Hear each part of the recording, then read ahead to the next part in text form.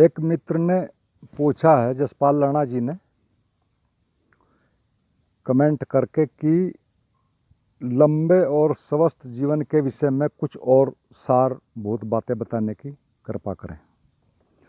यह वीडियो उनके ही राणा जी के प्रश्न पर ही एक तरह से आधारित वीडियो का ही पहले वाली का तीसरा पार्ट है और इसमें हम कुछ स्वास्थ्य से जुड़े और भी एक तरह से पहलुओं पर चर्चा करेंगे ताकि यह विषय और भी स्पष्ट हो जाए। हमने पिछली वीडियो में 5-6 बातों पर समझा बातें की तो एक बात साफ तौर पर समझ में आ गई कि स्वास्थ्य व दीर्घायु किसी एक ही बात पर निर्भर नहीं होते हैं, बल्कि कई एक चीज़ों को, तथ्यों को ध्यान में रखते हुए हमें तालमेल बनाकर जीना होता है और तभी एक स्वस्थ व लंबा जीवन पाया जा सकता है। और ये सारा का सारा हमें आवश्यकताओं और परिस्थितियों के अनुसार ही चीज़ों को एक तरह से उपयोग में लाना पड़ता है या कहो हमें लाना चाहिए। कोई भी एक बात सीधी साफ नहीं होती है, कोई सीधा साफ रास्ता नहीं होता है जीवन में। लेकिन हम इस वीडियो में कुछ सारभूत बातों को और समझेंगे और दुनिया में कई जगहों पर लंबी उम्र के लोग क्यों जीते हैं इसका भी निष्कर्ष जानेंगे। पिछली वीडियो में मैंने जापान के एक टापू के बारे में जिक्र किया था, ओकिनावा नाम का टापू है, कि वहाँ पर लोगों की लंबी उम्र होती है, स्वास्थ्य बहुत बढ़िया रहता है, एवरेज भी बहुत ज़्यादा है उम्र का 92 के आसपास, और 100 पर के काफ़ी लोग हैं वहाँ, 10-20 110 120 मानी जाती है। और वो इस जीने की कला को या जो उनका ये सामाजिक एक तरह से ये ढंग है जीने का, इसको वो इकिगाई के नाम से पुकारते हैं अपनी भाषा में। लेकिन हमें देखना है कि वो इस जीवन शैली में क्या करते हैं। वो इसमें 3 बातें एक तरह से शामिल करते हैं। पहली तो वो ये करते हैं कि रात को हर रोज़ अगले दिन का पूरा प्रोग्राम मन में स्पष्ट रूप से तय करते हैं कि उन्हें क्या करना है, और फालतू सा गया कोई प्रोग्राम नहीं, सिर्फ अगले दिन का। तो इसका उन्हें अगर देखा जाए तो मनोवैज्ञानिक रूप से 2 तरह से लाभ मिलता है। पहला तो एक तरह से वर्तमान में जीना है, क्योंकि कोई लंबी योजना ही नहीं है, सिर्फ कल तक की योजना है, प्रेशर कोई नहीं दिमाग में। एक तो ये लाभ मिलेगा जिसका कि एक तरह से मन पर कोई गलत प्रेशर नहीं पड़ता, मन रिलैक्स्ड रहता है, साफ सुथरा रहता है। और इसके साथ ये भी हम सभी जानते हैं कि हमारे आत्म को जाते तो होता नहीं, अगर हम एक दिन का भी सही सलामत जी लें तो उससे हम हर तरह से हमें लाभ ही लाभ है। और दूसरा उनको होता है कि वो अनिर्णय की स्थिति को अपने से दूर रखते हैं, यानी कल के बारे में कोई अनिर्णय नहीं है, हमने रात में सब साफ कर लिया कि कल क्या करना है, तो इससे भी मन बोझिल नहीं होता। तो इससे बड़ा उनको लाभ मिलता है। और दूसरी बात वो करते हैं कि वे अनिवार्य रूप से खेलते हैं हर दिन, और वो सच में ही खेलते हैं। यहाँ हमारे की तरह के नहीं खेलते या किसी और खेल की तरह नहीं खेलते, उनके यहाँ हार जीत का कोई मतलब नहीं होता। वो जानबूझकर दूसरे से हार जाते हैं और फिर हंसते हैं, ठहाके मारते हैं, मजा लेते हैं। दूसरी बात ये होगी। और तीसरा उनका एक और सिद्धांत है कि हर हाल में कम भोजन लेना है, यानी 75% से अधिक नहीं लेना है, 25% पेट को हर हाल में खाली रखना है, यानी कम खाओ और ज़्यादा जियो के सिद्धांत पर वो ऑटोमेटिक रूप से ही अपने सामाजिक मान्यताओं के हिसाब से ही एक तरह काम करते हैं। और आप लोगों ने यहाँ भी सुना होगा, हमारे यहाँ भारत में भी, कि बुजुर्ग हमारे कहा करते थे एक तरह से कि कम खाना और गम खाना एक तरह से सेहत के लिए बहुत अच्छा रहता है। तो अब मैं इसका थोड़ा साइंटिफिक कारण भी बताता हूँ उनके इस जीवन का, जो ये 3-4 बातें करते हैं, इसका साइंटिफिक कारण क्या है। 4 हार्मोन हमारे मानसिक व शारीरिक स्वास्थ्य के लिए जरूरी होते हैं, न्यूरोकेमिकल्स भी कहते हैं, जिनमें एक है डोपामिन, दूसरा ऑक्सीटोसिन, तीसरा सेरोटोनिन और चौथा है एंडोर्फिन्स। और ये चारों क्रम से हमारे खुश रहने, प्रेम पूर्ण जीने से और तनाव रहित रहने से और एक्सरसाइज करने से चारों पैदा होते हैं हमारे शरीर में। इस पर मैंने कहीं किसी वीडियो में डिटेल से भी बताया है। और ये हमारे शरीर में ही बनते हैं, और यही चारों चीज़ वो लोग रोज़ करते हैं जिनसे हार्मोन बनते हैं। और सच में एक और मैं आपको बताऊं, बात आपने सुनी होगी, हम एक शब्द सभी रोज़ यूज करते हैं अपने दैनिक जीवन में, वह है डोज, यानी खुराक। तो इसका दूसरे तरह से भी हम ले सकते हैं। इसका अर्थ है डोज, डी से डोपामाइन, ओ से ऑक्सीटोसिन एस थे सेरोटोनिन और ई थे एंडोर्फिन्स। यानी यदि ये चारों समुचित मात्रा में बन रहे हैं हमारे शरीर में तो समझो हमारे शरीर को असली खुराक मिल गई वैज्ञानिक रूप से। इनको हम ऐसे भी ले सकते हैं। तो असली डोज तो ये है। और इस दुनिया में इस स्थान के अलावा भी 2 स्थान और भी ऐसे हैं जहाँ पर कि लंबी उम्र के लोग, यानी 100 से ऊपर के काफ़ी लोग पाए जाते हैं। ज़्यादातर उनके औसत उम्र भी ऊपर की है। पहला तो है पीओके में, जो हमारा है गुलाम कश्मीर पाकिस्तान के कब्जे में। वहाँ उमदा जाति के लोग हैं, वो बहुत लंबे जीते हैं और स्वस्थ जीते हैं। 120 के आसपास उनकी एवरेज है। और दूसरे रूस के हैं काकेशस प्रांत के लोग, वो भी 150 वर्ष तक भी वहाँ काफ़ी लोग जीते हैं। वहाँ की भी यही स्थिति है, 10-20 साल, 110-20 आम है। और ये दोनों जगह भी एक तरह से प्राकृतिक जीवन शैली में जीने वाले लोग ही होते हैं। और जाने अनजाने में ये भी उस तरह जीते हैं जैसे कि ये ओकोनावा वाले जापान वाले लोग जीते हैं, उनके जैसा ही जीवन ये भी अपने ढंग से जीते हैं। तो ये बातें हुई 3 जगह के बारे में। और अब मैं आपको एक वैज्ञानिक रिसर्च के बारे में भी और बताता हूँ, जो कि अब से लगभग 40 साल पहले वैज्ञानिकों ने काफ़ी मेहनत करके की थी और उसमें काफ़ी समय भी लगा था। उसका आधार भी सिर्फ यही था जो इन जगह है कि आखिर दुनिया में कुछ चुनिंदा स्थानों पर रहने वाले लोगों की औसत उम्र क्यों इतनी ज़्यादा होती है, क्यों वो लंबा जीते हैं, स्वस्थ जीते हैं। और इसके लिए उन्होंने एक तरह से दुनिया के बहुत से स्थानों पर खोजबीन की थी लंबे समय तक। और फिर इस सब में उन्होंने कई फैक्टर्स रखे थे, जैसे भोजन वहाँ का, सब जगहों का, वहाँ की लाइफ स्टाइल, वहाँ की जेनेटिक्स, सभी पहलुओं को उन्होंने बहुत बारीकी से अध्ययन किया था। लेकिन कुछ भी उनकी समझ में बहुत लंबे समय तक नहीं आता, क्योंकि वैसी परिस्थितियाँ दुनिया के और भी बहुत से स्थानों पर हैं, मौजूद थी उस वक्त भी, आज भी हैं। और बड़ी मुश्किल से अंत में जो निष्कर्ष सामने आया वो बहुत ही अजीब था। वह था कि वहाँ के लोग सामूहिक रूप से ऐसा ही मानते हैं कि उम्र इतनी ही होती है। और बड़ी सीधी बात है कि उनके बच्चे जो पैदा होने से लेकर सुनते थे कि आदमी की औसत उम्र 120-30 साल है, तो यही सब सुनते हैं। उनके सामने भी लोग सब यही जिक्र करते हैं, यही माना जाता है, बार बार वो जीवन भर यही सुनते हैं। तो एक तरह से सोशल हिप्नोसिस उनकी नेचुरली ही हो जाती है, उसमें कुछ करने धरने की बात ही नहीं। तो इस तरह से इन स्थानों पर यह बात मुख्य पाई गई कि वहाँ इस तरह की मान्यता, बचपन से ही बच्चे ऐसा ही सुनते हैं और इसी तरह के वो जीते हैं। तो बात सारी आकर मान्यता पर रुक गई। एक और सर्वे में भी पाया गया कि जो व्यक्ति रिटायरमेंट के बाद पूरी तरह सक्रिय होते हैं, उत्साहवर्धक जीवन जीते हैं, कुछ कहीं बिजी रखते हैं अपनों को, तो लंबी उम्र जीते हैं, यानी एक सामान्य उम्र जीते हैं। जबकि जो लोग एक तरह से निष्क्रिय जीवन जीते हैं रिटायरमेंट के बाद, तो उनकी औसत उम्र एक तरह से 10 साल कम पाई गई है पूरी वर्ल्ड में जो सर्वे हुए हैं इस तरह के रिटायरमेंट लोगों पर। तो रिटायरमेंट का सच में अर्थ भी यही है, रिटायर, यानी रिटायर्ड का मतलब क्या है कि री मैंने दोबारा टायर्ड मैंने थक गए। एक बार तो पहले जीवन ने थकाए, वो दोबारा फिर मानसिक मान्यता से थक गए कि वो रिटायर हो गए, वो आउट हो गए गेम से। दूसरी ये बात उन्हें थकाती है, तो वो रिटायर्ड हो जाते हैं, सच में दोबारा फिर थक जाते हैं, इसीलिए वो 10 साल कम जीते हैं। ये सर्वे में सारा का सारा पाया गया है। इनके साथ ही एक बात आपको और रिमाइंड करा दूं, प्लेसिबो इफेक्ट के बारे में आपने सबने सुना होगा कि जितने मरीज दवा से ठीक होते हैं लगभग उतने ही उसी रंग के किसी लिक्विड से, टॉनिक से, जो कि सिर्फ पानी होता है उसी रंग का, या फिर उसी तरह की खिड़िया की टैबलेट्स होते हैं, वो भी दो, और वो दोनों उतना ही काम करते हैं। इसको प्लेसिबो इफेक्ट कहते हैं। इसको फिर बाद में नई दवाई आती है, उन पर भी टेस्ट गुजारते हैं नई दवाइयों को।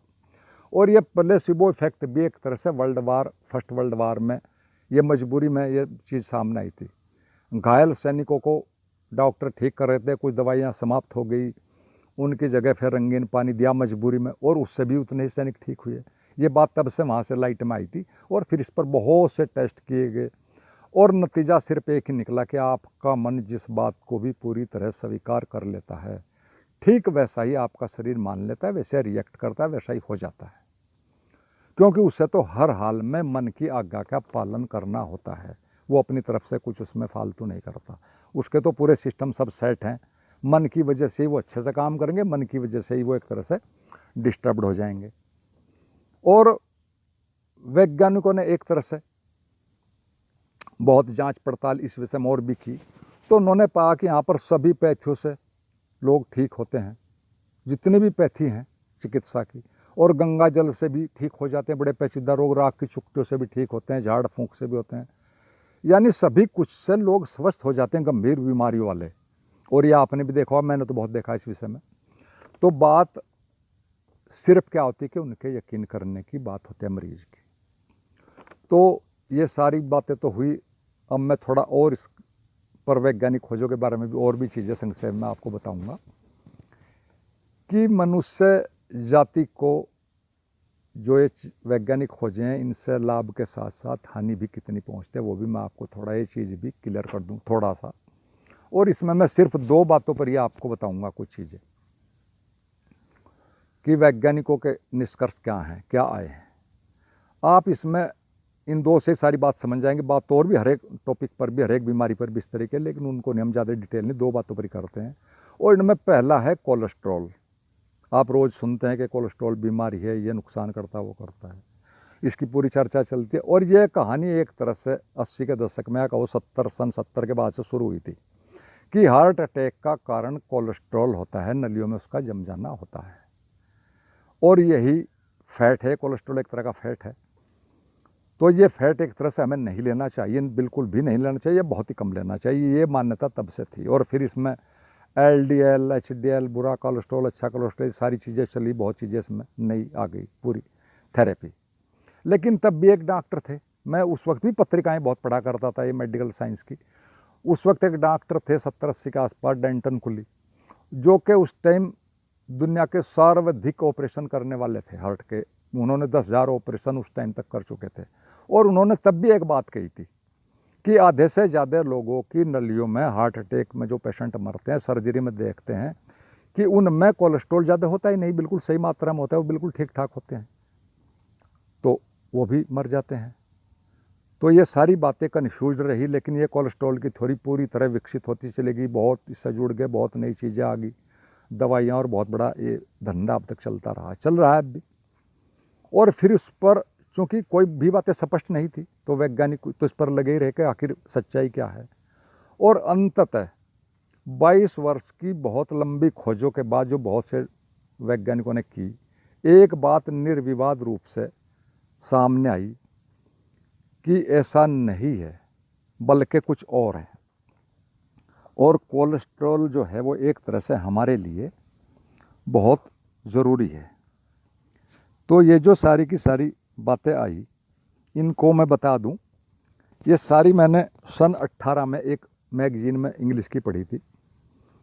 उसमें ये था कि कोलेस्ट्रॉल जो है उसको US गवर्नमेंट ने अंतिम रूप से नाटी लिस्ट से हटा दिया है। नाटी लिस्ट मतलब जिसमें गलत भोजन थे जो नुकसान पहुँचे, नाटी लिस्ट उसको कहते हैं उनके यहाँ, उन्होंने हटा दिया। और उन्होंने पूरा एक तरह से विपरीत टर्न यू टर्न लेते हुए बता के 1970 से चली आ रही इस धारणा को हमने ख़त्म कर दिया है कि कोलेस्ट्रॉल हार्ट अटैक और ब्लॉकेज का जिम्मेदार है।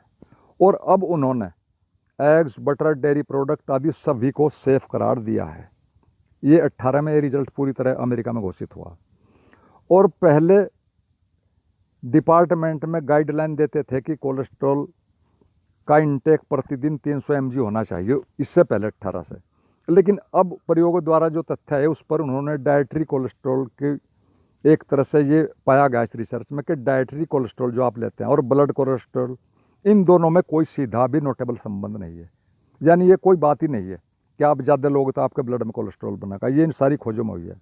और उनकी जो हार्ट अटैक एसोसिएशन है, और उन्होंने सब ने एडवाइजरी जारी की कि लोगों को हाई कोलेस्ट्रॉल वाले भोजन से रोका न जाए।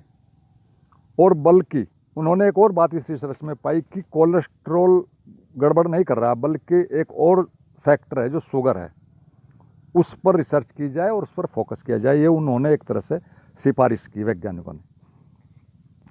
तो US में जो एक तरह के एक कार्डियोलॉजिस्ट हैं डॉक्टर स्टीवन, ये भी उन्होंने कहा कि एक सही ये निर्णय है जो अब आया है, ये बिल्कुल सही निर्णय है। और हमारा जो दशकों पुराना निर्णय था जो सन 70 से चला आ रहा था, वो बिल्कुल पूरी तरह गलत था। अब हम फुल मात्रा में कोलेस्ट्रॉल वाला भोजन ले सकते हैं, और उससे फ़ायदा है वो कि हमारे शरीर को कम बनाना पड़ेगा, क्योंकि हमारे लीवर को 950 mg डेली बनाना पड़ता है, तभी सारा का सारा होगा। अगर आप घटिया भोजन लगे तो उसको ज़्यादा मेहनत करनी पड़ेगी, वो ज़्यादा थकेगा, बड़ी सीधी बात है। और उन्होंने साथ ये बताया इस खोज में, जो लंबी चली 22 साल की, कि हमारे ब्रेन में कोलेस्ट्रॉल 50-60% है। पूरे ब्रेन का 50-60% हिस्सा कोलेस्ट्रॉल है, और यह ब्रेन का आधार है। ये नर्वस सेल्स के जो फंक्शन है सब का आधार है। और यही कोलेस्ट्रॉल, स्टेरॉइड्स, हार्मोन्स, कॉर्टिकोस्टेरॉइड्स जो भी है, उन सब का आधार है। यानी हार्मोन्स जिनके ऊपर सारा शरीर का स्वास्थ्य टिके, वो इसके बिना कोई फंक्शन नहीं करते। कुछ विटामिन तो आप सब भी जानते हैं कि वो बिना फैट के घुलते ही नहीं, 4-5 जो अनिवार्य हैं। तो इसका यही अर्थ है, यदि आपका बॉडी में कोलेस्ट्रॉल बन रहा है तो रिसर्च में पाया गया कि इसका स्पष्ट अर्थ यह है कि आपका लीवर सही काम कर रहा है। और सैचुरेटेड फैट, ये जिसको हम देसी घी कहते हैं, और कोलेस्ट्रॉल में एक तरह से, या हार्ट डिजीज का, ये कोलेस्ट्रॉल और सैचुरेटेड फैट कारण नहीं है। ये सारा का सारा उसमें आया है रिसर्च में। और ये हमारी सदी का सबसे बड़ा मिथ है, या कहो धोखा है। ये सारा का सारा डिसेप्शन जो है मेडिकल साइंस में सबसे बड़ा ये धोखा है। ये उस रिसर्च के निष्कर्ष में सारा कहा गया है। और हमारी बॉडी को 950 mg कोलेस्ट्रॉल तो प्रतिदिन चाहिए ही चाहिए। वो भी अगर आपको ये नहीं बाहर से लेंगे अच्छे वाला फैट, तो वो घटिया भोजन से लीवर बनाएगा, उसको तो पूरा करना पड़ेगा। तो ये, और फिर उन्होंने एक और बात कही बड़ी मजे की इस रिसर्च में, कि जो LDL है, HDL है, ये जैसा कुछ नहीं है। LDL HDL जैसा, ये सिर्फ इतना है कि मोटे तौर पर इसको, और उन्होंने अपने ढंग में वो किया इसको क्लैरिफाई, कि LDL ऐसा है जैसे कि आपका एक नौकर गंदे कपड़े पहनकर आ जाए, दे काम वही करे सारे जो रोज़ करता है, तो वो बेड सर्वेंट होगा। अगले दिन साफ़ सुथरे कपड़े पहनकर आए, काम उस दिन भी वही करेगा जो का तू सारा, तो वो गुड सर्वेंट होगा। ये सिर्फ बात इतनी है, उन्होंने इस तरह की बात कही है। उन्होंने बिल्कुल साफ कहा कि कोलेस्ट्रॉल बॉडी में कहीं भी ब्लॉकेज नहीं करता है, इसका असली कारण मेटाबॉलिज्म है। और ये सारी की सारी जितनी भी चीज़ें हैं, ये सब US गवर्नमेंट ने एक तरह से अपना जो उनका वाशिंगटन पोस्ट निकलता है उसमें सारी की सारी ये चीज़ें निकली हैं। और मैंने सारी सन 18 में पढ़ी थी। और फिर जो कि तो ये फिर बाद में मैंने अपने पेपर्स में हिंदी वाले निकले, उनमें भी ये फुटकर में सारी की सारी चीज़ें एक ही तरह से सब फिर आई थी। तो ये मैंने आपको बताया कोलेस्ट्रॉल के बारे में। और इसके बाद दूसरी फिर कुछ हम और बातें करेंगे। अब तक ये तो सब चल ही रहा है और उन्होंने अपनी गलती भी मान ली है, लेकिन अब तक जो हानि इस मान्यता की वजह से लोगों को, जो साइड इफ़ेक्ट्स हुए मात्र इस मान्यता की वजह से हो चुके हैं, उनका कहीं कोई रिकॉर्ड नहीं, ना उनकी कोई कहीं भरपाई कर सकता है। और असंख्य लोग इस बात से जीवन भर के लिए हिप्नोटाइज्ड हो चुके हैं कि ये LDL है, HDL है, ये है, ये वो है, वो इससे उनको पीछा छुड़ाने में बेचारों को पता नहीं कितना टाइम लगेगा। और दवाई इसमें वो देते हैं, लेकिन दवाई भी काम करती है, लेकिन सवाल ये कि वो जितना दवाई करती है उससे ज़्यादा साइकोलॉजी करती है। ये बातें भी मैं भी आगे और बताऊंगा।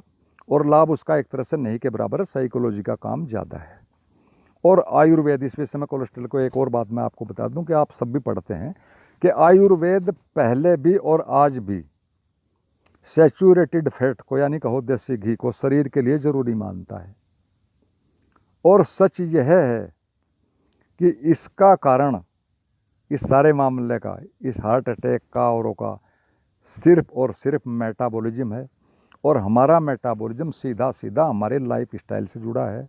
और यह मेटाबॉलिज्म क्या है, एक तरह की ये बड़ी एक तरह से जटिल और सूक्ष्म बात है। ये आम आदमी, डॉक्टर्स तक नहीं काफ़ी इसको क्लियर समझते। ये बड़ी लंबी बात, इस पर भी कभी वीडियो बनाऊंगा मैं एक पूरी। तो ये तो कोलेस्ट्रॉल का मामला है, इससे कितना नुकसान हम अब तक उठा चुके हैं और कितनी अनावश्यक दवाइयाँ हम खा चुके हैं। और एक और दूसरी मैं बता दूं आपको, छोटी सी बातें तो और बहुत हैं इस तरह की। दूसरी ये है कि एक खोज अब तक एक बात चली आ रही थी बहुत लंबे समय से, अब उस पर भी रिसर्च होकर नए आंकड़े सामने आए हैं। वो ये है कि हम सबको बार बार कहा जाता है डॉक्टरी बहुत ज़्यादा पानी पियो, बहुत ज़्यादा पानी पियो, 8-10 गिलास पियो, 15 पियो, ये वो। और अब नई रिसर्चेज कहती हैं कि बस प्यास से थोड़ा ज़्यादा पियो। क्योंकि हमारा शरीर अपने आप मांग लेता है, उसका अपना सिस्टम जितनी ज़रूरत होती है फ़ौरन मांग लेता है, सिर्फ उससे थोड़ा ज़्यादा पियो। और मैं आपको पूरी तरह बता दूं, आप लोग भी जो पढ़ते होंगे इस तरह के लिटरेचर, विदेशों में बहुत से लोग डाइटिंग करने वाले इस तरह से मर चुके हैं, मैंने खुद पढ़े हैं। और कारण क्या है? सिर्फ कि ज़्यादा पानी पीने से हमारे ब्लड में जो नमक होता है, सोडियम होता है एक तरह से, उसकी मात्रा कम हो जाती है, और सोडियम ब्रेन फंक्शंस के लिए अति ज़रूरी है। दूसरी तरफ ये हमारा पाचन क्रिया को भी बहुत धीमी करता है यदि आप अनावश्यक पानी पिएंगे, और उसको भी निकालने में शरीर को काम करना पड़ता है, अनावश्यक सारा फंक्शन करना पड़ता है। तो सीधा रिसर्च है, वही आयुर्वेद पहले से कहता रहा है, वही बात आज है कि जितनी ज़रूरत है, जितनी शरीर मांगता है, थोड़ा सा उससे ज़्यादा ले लो, बस एनफ। और इसकी मैं अभी बताऊँ, अभी मैंने 4-5 दिन पहले पढ़ा था, उस एक्ट्रेस का मेरे नाम तो ध्यान नहीं है क्या है। अभी हमारे इंडिया में भी एक्ट्रेस मरी है किस तरह से, ये स्लिम ट्रिम के रहने के चक्कर में डाइटिंग पर चल रही थी, अभी भी 5-4 दिन पहले ही मरी है, उसको मैंने कहीं पढ़ा इंटरनेट पे। तो ये हाल डाइटिंग का है, और ये हाल आपकी एक तरह से मान्यताओं का है। अब मैं इसमें और आगे कुछ बातें बताता हूँ आपको, और थोड़े तथ्य उनको भी हमें साफ समझ लेना चाहिए, आप खुद ही देख लेंगे कि सच क्या है। ये तो हमने पहले जान लिया, हम रोज़ देखते हैं कि यहाँ होम्योपैथी से भी जटिलतम रोग ठीक होते हैं, जो जटिलतम है वो होम्योपैथी से ठीक हो जाते हैं। एलोपैथी से भी होता है, बहुत ठीक होते हैं सब ज़्यादा।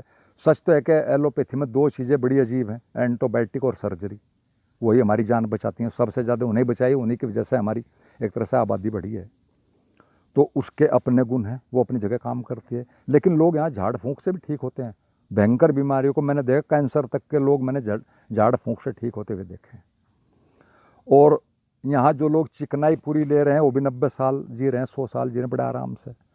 शाकाहारी भी 100 साल जी रहे हैं, मांसाहारी भी 90 साल जी रहे हैं।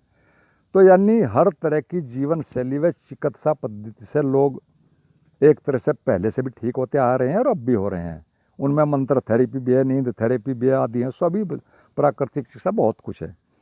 और मैं अब आपको कुछ और 3-4 चीज़ें मोटी मोटी बताता हूँ, हालांकि चीज़ें तो भी बहुत ज़्यादा डिटेल्ड हैं, लेकिन फिर भी मैं मोटी मोटी बताता हूँ आपको। दारा सिंह विश्व चैंपियन हुए, आप सबने पता, कभी हारे नहीं किसी से, और बड़ी मात्रा में भोजन लिया सारा, एक तरह से वैसा ही नॉन वेज ही। और उनकी उम्र रही 85 वर्ष, 85 वर्ष तक जीते हैं, जो कि इंडिया में आमतौर पर लोग 70, 80, 85 जीते हैं। उनसे पहले गामा हुए, वो विश्व चैंपियन है, वो भी कभी किसी से नहीं हारे, विश्व प्रसिद्ध, वो भी 83 साल जीते हैं, बेहिसाब भोजन खाते हैं। और विदेशों में कितने लोग कहीं कहीं शादियाँ करते हैं, खूब पीते हैं, सब कुछ उल्टा सीधा सब करते हैं, और 95-100 साल तक आराम से बहुत लोग जीते हैं, अभी भी हैं। उनकी बार बार सारी चीज़ें आप भी पढ़ते हैं, मैंने खूब पढ़ी है। हमारे इंडिया में भी सरदार खुशवंत सिंह जी खूब खाने पीने वाले आदमी थे, आप सबने पता होगा। राम जेठमलानी जी बड़े एक तरह से टेंस जीवन जिया, लेकिन वो लोग भी 95-96 साल तक जी रहे हैं, बड़े आराम से, कोई फालतू नियमबाजी नहीं। और भी इस तरह के बहुत उदाहरण है, वैसे लिस्ट बहुत बड़ी, इस पर नहीं हम करते, मैंने आपको मोटी मोटी बात बताई है ये बड़े बड़े लोगों की। लेकिन अभी अभी एक और भी चमत्कार हुआ है, हो तो रहा था बहुत पहले से हो, लेकिन अभी वो आदमी अभी गुजरे हैं, प्रहलाद जानी, आप सब ने पता होगा, गुजरात में अभी अभी 85 वर्ष की उम्र में वो उनका शरीर पूरा हुआ है, अभी 2-4 महीने पहले ही। और उन्होंने 11 साल की उम्र के बाद से लेकर अब तक, यानी 74 साल तक, 11 साल के बाद कुछ भी नहीं लिया, कोई पानी नहीं, कोई भोजन नहीं। और दुनिया भर के वैज्ञानिकों ने, अनेक वैज्ञानिकों ने अनेक अनेक ढंगों से परीक्षण किए, और वे हमेशा पहली बने रहे वैज्ञानिकों के लिए, या कहो मेडिकल साइंस के लिए। और बस वो मात्र क्या था कि वो देवी के भक्त थे, उन्होंने किसी भी कारण से, या कैसे क्या बात रही, उन्होंने 11 साल की उम्र में निर्णय ले लिया कि मुझे भोजन नहीं लेना, पानी नहीं लेना। तो अब यहाँ हम क्या कहेंगे, जो भोजन नहीं ले रहा, बिल्कुल पानी भी नहीं ले रहा, वो भी 85 साल जी रहा है, जो पूरा ले रहे हैं वो भी 85 साल जी रहे हैं, जो सब खा पी रहे हैं वो भी 100 साल जी रहे हैं। तो कोई हिसाब तो सच में कहीं बैठता नहीं। मोरारजी जी को आपने सुना होगा, लोगों ने देखा होगा कि उन्होंने कभी भी दूध नहीं लिया, बिल्कुल। कारण क्या था कि उनके दिमाग में एक बात थी कि इसमें कोलेस्ट्रॉल होता है, उनकी मान्यता थी, जिस कारण से जो भी थी, या उनको जीवधारी मानते थे, उनमें बैक्टीरिया आज कोई जो भी रहा होगा, कभी उन्होंने दूध नहीं लिया, जबकि दूध सबसे ज़्यादा पौष्टिक भोजन हमारे यहाँ माना जाता है। और वो 102 साल जिए, प्रधानमंत्री भी बने। अब पॉलिटिक्स कितना एक तरह से जटिल विषय, तनावग्रस्त है, हम सब जानते हैं, लेकिन 102 साल जी रहे हैं। कोई प्रोटीन नहीं ले रहे हैं, कोई डेयरी प्रोडक्ट नहीं ले रहे हैं। तो बड़ी अजीब कहानियाँ मैंने स्वयं अपने ही शहर में देखा है। एक हमारे हार्ट के डॉक्टर थे, वो अभी कुछ साल पहले गुजरे हैं, उनके पास मैं भी जाता था काफ़ी। वो बहुत ही एक तरह से नाप तोल कर भोजन लेते थे, बहुत चुस्त दुरुस्त रहते थे, और 70 वर्ष की उम्र में उनको हार्ट अटैक हो गया, काम निमट गया। और हार्ट के स्पेशलिस्ट हैं, जीवन शैली बहुत विशेष ढंग से जी रहे हैं, लोग उनको बड़ी तारीफ़ें कर रहे हैं। यहाँ 100 साल भी लोग जी रहे हैं, घी खाने वाले। तो अब समझ में ये नहीं आता कि क्या बात फिट बैठती है। यदि सब में इन सारी बातों में कोई तत्व उभर कर साफ साफ आता है तो वो साइकोलॉजी है, यानी जैसा विश्वास वैसे परिणाम। आप रोज़ देखते हैं एक मरीज एक खास डॉक्टर से ही ठीक होता है। मैंने खुद 17-18 साल प्रैक्टिस की है, 80 से लेकर 97 तक। बहुत से मरीज मुझ पर ही ठीक होते थे, कहीं भी नहीं होते थे। तो ये सारी चीज़ें भी हैं। कारण क्या कि उनके अंदर वो विश्वास आ जाता है जो एक बार जहाँ से ठीक हो जाता है। तो असली बात तो सिर्फ यही है कि आप जिस बात पर भी फोकस करते हैं पूरी तरह, कारण उसका कुछ भी रहा हो, विश्वास करने का, फोकस करने का, आपके उसी फोकस के हिसाब से, उस विचार के फोकस के हिसाब से आपकी सारी ऊर्जा उसी ढंग से आपको बचाती है। सारा शरीर, सब सिस्टम उसी तरह से काम करता है। बस वो बात पूरी होनी चाहिए, वो विश्वास, वो मान्यता, वो फोकस, और फिर उसी तरह शरीर को तो सारा वैसे ही करना है। और यदि सब कुछ आपका अनिर्णित है, हमारे मन में अनिर्णित है, कहीं हम जमते ही नहीं, तो हमारी ऊर्जा फिर सीधी बात है बिखरी रहेगी हजारों चीज़ों में, हजारों विचारों में, वो उसका कोई ठोस परिणाम नहीं आना है। दूसरी बात बड़ी साफ है, साइकोलॉजी की है, कि आप किसी भी विषय में यदि अनिर्णय की स्थिति में रहेंगे, या कहो हमारे ब्रेन में, मन में एक अस्पष्टता रहेगी किसी भी विषय को लेकर, किसी समस्या को लेकर, तो सबसे ज़्यादा यदि हमें कोई चीज़ हानि पहुंचाती है तो वो अनिर्णय पहुंचाता है। ये एक फैक्टर है। उससे हमारा सारा का सारा इम्यून सिस्टम सही से काम नहीं करता, क्योंकि उसे कोई स्पष्ट संदेश ही नहीं मिल रहा है, तो वो काम क्या करेगा। और मैं आपको एक और बड़ी बात रिमाइंड करा दूं, आप सब लोग जानते हैं कि हमारे शरीर में ऊर्जा का सबसे बड़ा स्रोत, ये मैं अपने अनुभव की बातें बता रहा हूँ, आप सब जानते हैं, सबसे बड़ा स्रोत हमारा भोजन और पानी है, हम सब जानते हैं। और इन दोनों का वेस्टेज, साथ में शरीर की रासायनिक क्रियाओं का वेस्टेज जो भी है, वो सारा एक तरह से ऊपर से हम लेते हैं, नीचे की तरफ को सारा का सारा निकलता है, फिर बाहर निकल जाता है। इससे शरीर को ऊर्जा मिलती है। और इस सारी क्रिया में भी ऊर्जा की जरूरत पड़ती है, भोजन को पचाने में, उसको ज़रूरी तत्वों में बदलने में, शरीर के सही हिस्सों में उसको भेजने में जहाँ उनकी ज़रूरत है, इसमें बहुत ज़्यादा ऊर्जा की ज़रूरत पड़ती है। लेकिन हमारा मस्तिष्क अत्यधिक विचारों के कारण सारी की सारी ऊर्जा को जो हमारी बॉडी में होती है जितनी, उस सब को सिर में खर्च कर देता है। चिंतन, मनन, तनाव, समस्या, वरी, कुछ भी। और पेट की तरफ अक्सर ऊर्जा नहीं जाती, सही से उनका वो नहीं होता। तो फिर इसी तरह के लोग जो हैं, जो दिमागी रूप से ज़्यादा काम करते हैं, ज़्यादा सोचने वाले हैं, अक्सर पेट की समस्याएं उनको बहुत ज़्यादा होती हैं। और जो बहुत कम सोचते हैं, थोड़ा बहुत, वो बहुत हेल्दी रहते हैं और एक तरह से लंबा जीते हैं, उनकी हेल्थ ऑटोमेटिकली अच्छी मिलती है, हम सब अच्छी तरह जानते हैं। और मैंने एक बात बहुत बार अनुभव की स्पष्ट, कि ध्यान में बार बार ये देखा कि जैसे हम निर्विचार की तरफ जाते हैं, सामान्य स्थिति की तरफ से हट के जाते हैं, तो एकदम से फ़ौरन ऊर्जा नीचे की तरफ चली जाती, सारी नीचे के सेंटरों पर चली जाती है। और जैसे ही नीचे नाभि के पास सारी ऊर्जा गई, फ़ौरन एक तरह से हमारा सारा भोजन, पेट का, आंतों का सारा नीचे की तरफ फ़ौरन सरकना शुरू हो जाता है। मैंने बार बार महसूस की है, और बहुत अच्छा फील होने लगता है उस वक्त भी। हालांकि फिर उससे भी आगे आदमी चला जाता है, थोड़ा फिर पता नहीं इतना, लेकिन शरीर की जो क्रियाएं एकदम प्राकृतिक रूप से होने लगते हैं, बड़ा अच्छा लगता है, और इम्यूनिटी भी बढ़ जाती है, उसके बाद ताजगी भी आती है फिर कई कारणों से। तो ये सारी की सारी बातें मित्रों वीडियो में कुछ एक तरह से मैंने संक्षेप में ये बताई हैं। बहुत सी चीज़ें, विषय तो बहुत लंबा चौड़ा है, लेकिन मैंने थोड़ी थोड़ी हिंट्स दिए हैं। एक बात और भी हमें ध्यान रखनी चाहिए कि यदि जीवन में ये बातें तो हमने लंबे जीने की बताई, स्वस्थ जीने की बताई, लेकिन हमें एक और भी अल्टीमेट बात को हमेशा ध्यान में करना चाहिए कि यदि जीवन में हमारे गुणवत्ता नहीं है, यानी हमारा लक्ष्य हम हासिल नहीं करते हैं अपने जीवन में, जो हमारा है, चाहे वो किसी भी क्षेत्र में है, और चूँकि विशेषकर हम सभी लोग साधना से जुड़ी बातें करते हैं, यदि वो पूरा नहीं होता है तो फिर लंबा जीने का भी कोई फ़ायदा नहीं है।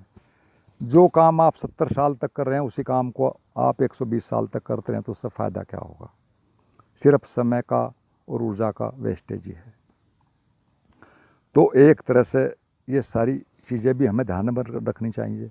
और ये जो मैंने 3 स्थानों की बात की है, हमने पीछे के, वहाँ पर लंबे लोग भी जीते हैं, बहुत लंबी उम्र स्वस्थ। उन क्षेत्रों से कोई वैज्ञानिक, कोई दार्शनिक, कोई एनलाइटेंड वहाँ कुछ कभी नहीं हुआ। वो सिर्फ मजदूरी हैं बेचारे। ठीक है, 120-30 साल जी रहे हैं, वो एक अच्छी बात है, लेकिन वो कुछ भी कर नहीं रहे, वो सिर्फ खेतों में मजदूरी कर रहे हैं, और कोई उससे कोई उपलब्धि तो कुछ से कुछ होनी जानी नहीं है उस लंबी उम्र से। तो ये सारी चीज़ें हमने की, तो इन सारी बातों में सिर्फ 2-3 बातें ही एक तरह से हमारी उभर कर सामने आती हैं। पहली बात तो कि हमारी साइकोलॉजी, हम पूरी तरह किस चीज़ को मानते हैं। सबसे पहली बात तो ये है, हमारे स्वस्थ जीवन में भी और हमारी लंबी उम्र में भी। ये बिल्कुल एक साइंटिफिक फैक्ट है। जैसा आप सोचोगे, जैसा मानोगे, वैसा ही आप जियोगे, वैसा ही आप करोगे। सबसे बड़ा फैक्टर तो ये है।